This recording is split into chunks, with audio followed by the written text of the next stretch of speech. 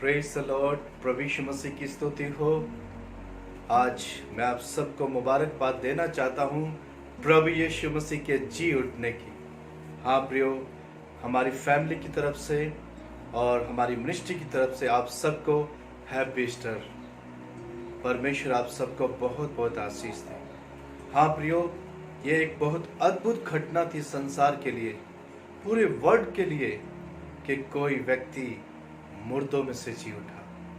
हाँ प्रियो, आज परमेश्वर ने जो वचन मुझे दिया है वो आज मैं आपके सामने बांटना चाहता हूँ। वो हमें मिलता है लूका 24 अध्याय उसका 7 पद। यहाँ पर बाइबल इस प्रकार कहती है कि अवश्य है कि मनुष्य का पुत्र पापियों के हाथ में पकड़वाया जाए और क्रूस पर चढ़ाया जाए और तीसरे दिन जी उठे।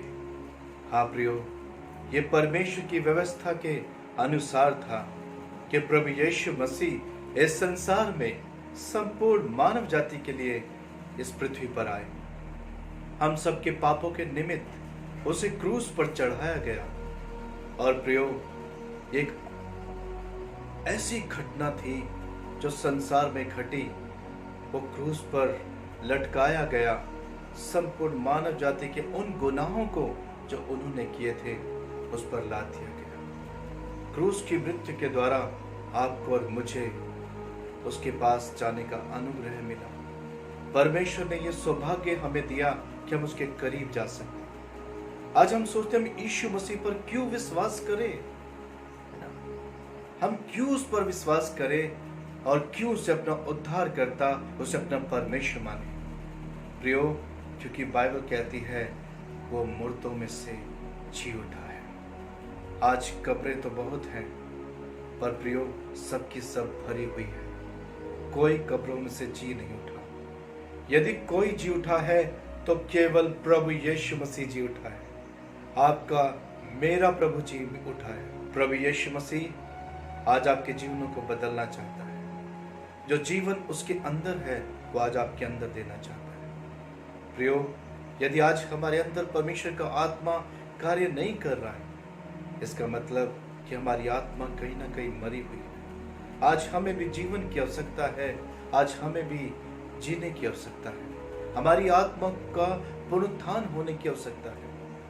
प्रभु यीशु मसीह ने कभी कोई पाप नहीं किया था, इसलिए मृत्यु उस पर प्रबल नहीं हो पाई। और प्रियो, यदि हम भी उसके अनुसार जीवन को जिए तो मृत्यु हम पर कभी प्रबल नहीं हो पाएगी। प्रकाशित वाक्य 1 अध्याय 18 पद में प्रभु यीशु मसीह ने यूहन्ना से कहा, मैं मर गया था और अब देख मैं युगानुयुग जीता हूँ और मृत्यु और अधोलोक की कुंजियां मेरे ही पास है। हाँ प्रियो, हम प्रभु यीशु मसीह के साथ क्यों चलें? क्योंकि वो एक ऐसा ईश्वर है जिसने आपके लिए और मेरे लिए जान देकर और मृत्यु को हराकर और मुर्दों में से जी उठा। हाँ प्रियो, 40 दिन तक बाइबल कहती है वो लोगों को दिखाई दिया। हाँ प्रियो, उसने प्रमाण दे देकर यह बताया कि वो सचमुच मुर्दों में से जी उठा है। यूहन्ना से उसने कहा, देख मैं मर गया था पर अब मैं जीवित हूँ, अब मैं जीवित हूँ और युगानुयुग तक जीवित हूँ। अब यीशु मसीह कभी दोबारा नहीं मरेंगे। हाँ प्रियो, वो हमेशा तक जीवित है। हमें जीवन दान वही दे सकता है जो सदा तक जीवित है। यीशु मसीह जिंदा है, इसलिए वो आपको भी जीवन दे सकता है। आज हमें सोचने की आवश्यकता है कि प्रभु यीशु मसीह आज हमसे क्या चाहता है। हम हर बार ईश्वर को मनाते हैं, हर बार कहीं हम इसे एंजॉयमेंट तो नहीं करते। हर बार हम आनंद मनाते हैं, पर क्या ये आनंद सच्चा है? क्या आपकी आत्मा जीवित है? क्या परमेश्वर का आत्मा आज आपके अंदर कार्य कर पाता है? बाइबल ऐसा कहती है इफिसियों 2 अध्याय उसका 1 पद में कि और उसने तुम्हें भी जिलाया जो अपने अपराधों और पापों के कारण मरे हुए थे। हाँ प्रियो, क्या आपकी आत्मा जी उठी है? हमारा प्रभु जीवित है, पर क्या आप जीवित हैं? क्या आपके अंदर परमेश्वर का आत्मा दिखाई देता है? क्या आपके अंदर परमेश्वर का आत्मा चल फिर पाता है? प्रियो, ईस्टर मनाने का तभी फायदा है जब हम उसके साथ एक आत्मा हो जाए, क्योंकि बाइबल कहती है जो उसकी संगति करता है उसके साथ एक आत्मा हो जाता है। ईस्टर का आनंद तब हमारे अंदर से फूटने लगता है जब हमारी आत्मा उसकी आत्मा के साथ एक हो जाती है। हाँ प्रियो, फिर जो ईस्टर का आनंद होता है वो हमारे बयान से कई बाहर होता है। प्रियो, हर बार की तरह हम ईस्टर को व्यर्थ ना करें। हम हर बार की तरह अपनी देह के द्वारा परमेश्वर की महिमा ना करें, पर हमें आत्मा के द्वारा भी उसकी महिमा करनी है। आत्मा के द्वारा भी हमें परमेश्वर के जीवन को प्रसन्न करना है। प्रियो, हम अपने पापों में मरे हुए थे, यीशु मसीह ने हमें हमारे पापों से जिलाया। उसने हमें बताया कि पवित्रता क्या है, उसने हमें बताया कि पाप क्या है, क्योंकि वो निष्पाप है, उसने कभी कोई पाप नहीं किया। इसलिए प्रभु यीशु मसीह आज ईस्टर के समय में आपसे भी कुछ चाहता है कि हम भी उसके समान जीवन को जिएं और हम उस उद्धार को प्राप्त करें। रोमियो 6 अध्याय 10 पद ऐसा कहता है, क्योंकि वह जो मर गया तो पाप के लिए एक ही बार मर गया, परंतु जो जीवित है तो परमेश्वर के लिए जीवित है। हाँ प्रियो, आज हमें अपने पापों के लिए मरने की आवश्यकता है, संसारिक बातों के लिए मरने की आवश्यकता है और प्रभु यीशु मसीह के लिए जी उठने की आवश्यकता है, क्योंकि हमारा प्रभु जीवित है, हमारा यीशु जीवित है और जीवित ही जीवित की बातों को सुन सकता है। एक मरे हुए व्यक्ति के अंदर कोई हलचल नहीं होती, एक मरा हुआ व्यक्ति कोई भी कार्य नहीं कर सकता। यीशु मसीह जीवित है, इसलिए उसने असंभव कार्यों को अंजाम दिया और बाइबल कहती है वो बादलों पर उठा लिया गया, क्योंकि वह जीवित है। प्रियो, यदि आप जीवित हैं तो प्रभु यीशु मसीह आज आपके अंदर कार्य करना चाहते हैं। प्रियो, आज हमें इस ईस्टर पर एक निर्णय लेना है कि हमें अपनी आत्मा को परमेश्वर के साथ एक करना है।